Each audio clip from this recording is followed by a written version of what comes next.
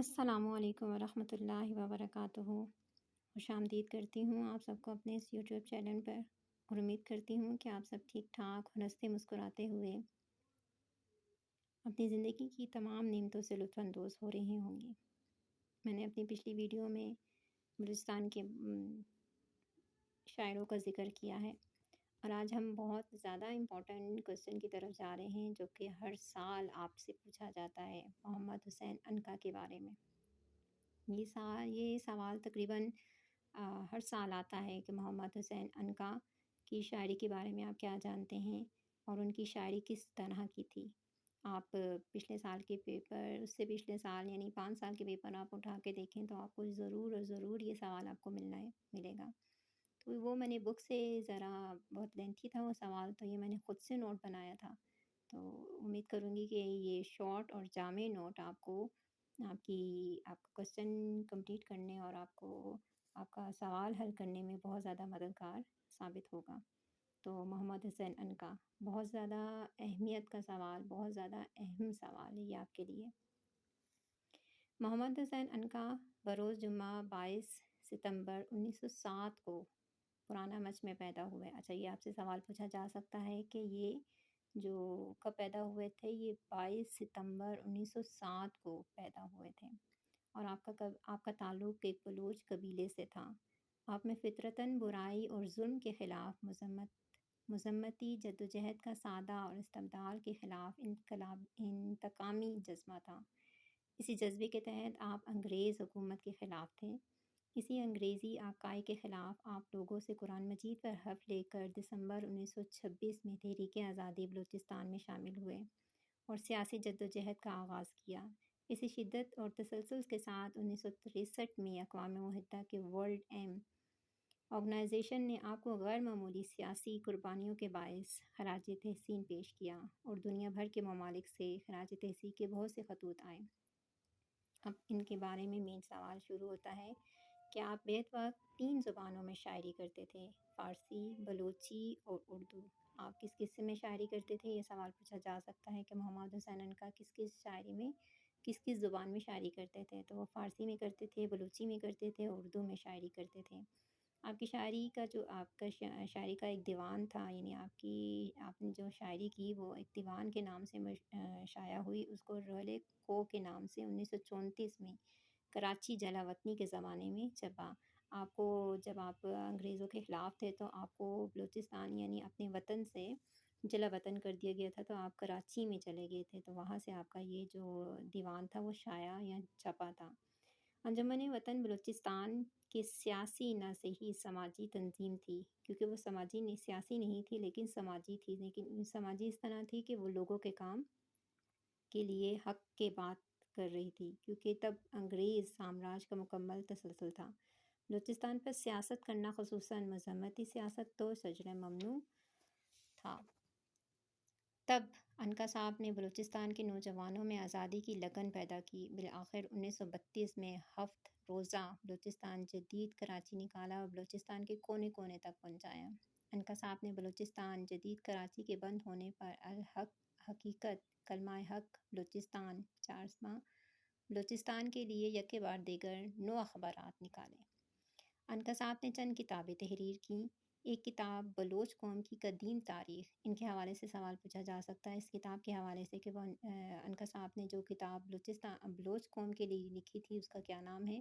تو اس کا نام ہے بلوچ قوم کی قدیم تاریخ، جو بدقسمتی سے دوبارہ شائع نہ ہو سکی، جس کی وجہ سے وہ کتاب آج نایاب کتابوں میں شمار ہوتی ہے۔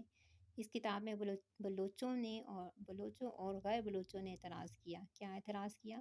کہ عنقا صاحب نے کہا کہ عالمی فاتحین سمیت بہت سے پیغمبروں کو انہوں نے کیا کہا تھا کہ یہ بلوچ ہیں، ان کو بلوچ قرار دیا، حالانکہ وہ تاریخی کتاب نایاب آج بھی دعوت تحقیق دیتی ہے۔ خصوصاً بلوچ قوم کو وہ خود کو پہچاننے کے لیے ضروری ہے کہ وہ اس کتاب پر تحقیق کریں، اس کے بارے میں جانیں۔ اگر یہ تحقیق سچ ثابت ہوتی ہے تو عنقا صاحب کی جو جستجو ہے وہ رنگ لائے گی اور بلوچ قوم خود پہ فخر محسوس کر سکیں گے۔ عنقا صاحب نے تمام عمر بلوچ قوم کی بے لوث خدمت کی۔ عنقا صاحب خود بلوچ تھے تو انہوں نے بلوچ قوم کے لیے بے لوث خدمت کی۔ کیا تاریخ، کیا زبان، کیا سیاست، کیا مذمت، لیکن بدقسمتی سے ان کے پسماندگان نے ان کے نادر روزگار تحریروں کو دیمک کھانے کے لیے کار کباڑ میں ڈال دیا تھا۔ آپ بلوچی زبان کے وہ واحد شاعر ہیں جنہوں نے بلوچی زبان میں کسی دوسری زبان کا ایک لفظ بھی شامل نہ کیا، بلکہ انہوں نے دیوان غالب کو ہم وزن بلوچی الفاظ میں شعری انداز میں ترجمہ کیا، جو ان کا نایاب کارنامہ تھا۔ اس کے علاوہ انہوں نے مارچ 1948 میں بلوچی زبان میں نصاب اولین کتاب بلوچی قاعدے کے نام سے شائع کروایا۔ اس کے علاوہ آپ نے بلوچستان کی کہانی میری زبانی کا مسودہ، جو کہ کتابی شکل میں اختیار نہ کر سکا، وہ بھی لکھا تھا۔ آپ کا دیوان جو روحے کو کے نام سے 1934 میں کراچی سے شائع ہوا تھا، وہ 100 صفحات پر مشتمل ہے۔ یہ بھی شارٹ کوسچن میں آپ سے سوال پوچھا جا سکتا ہے کہ جو تھے ان کی جو کتاب ہے وہ کتنے صفحات پر مشتمل ہے، تو وہ 100 صفحات پر مشتمل ہے۔ عنقا صاحب نہ صرف ایک انقلابی شاعر تھے، بلکہ وہ سچے عوامی دکھ درد محسوس کرنے والے رہنما تھے۔ انہوں نے انگریز سامراج کے خلاف نہ صرف شاعری کی، بلکہ بلوچستان کے کونے کونے جا کر لوگوں میں شعور پیدا کیا، جس کی وجہ سے انگریز سامراج نے انہیں زندان میں ڈال دیا، ان پر تشدد کیا، ذہنی اذیتیں دیں، ہر طرح کے ظلم و ستم کے تجربے کیے، لیکن یہ مرد آہنگ چٹان کی طرح ان کے سامنے کھڑا رہا۔ ان کے عزائم میں کوئی لغزش نہ آئی، آتی بھی کیوں؟ یہ تو مادر وطن ایک سچا اور عظیم فرزند تھا، جس کے لہو کے بوند بوند میں بلوچستان اور بلوچیت رچی بسی تھی۔ عنقا صاحب جب حب الوطن عشق میں پوری زندگی مست رہے، انہوں نے بلوچستان کے دوسرے نامور سیاسی رہنماؤں کے ساتھ مادر وطن کی آزادی کے لیے بھرپور جدوجہد کی اور جیلیں کاٹیں، اخبارات نکالے، مضامین شائع کیے، پمفلٹ نکالے اور انقلابی شاعری کی۔ عنقا صاحب کی شاعری میں بلوچستان کی روح سمائی ہوئی ہے۔ عنقا صاحب کی یہ کتاب پہلی مرتبہ 1934 میں شائع ہوئی، جو کتاب میں آپ کو بتا چکی ہیں، یعنی دیوان ان کا تھا روحلے گو کے نام سے، جو 1934 میں شائع ہوئی۔ اب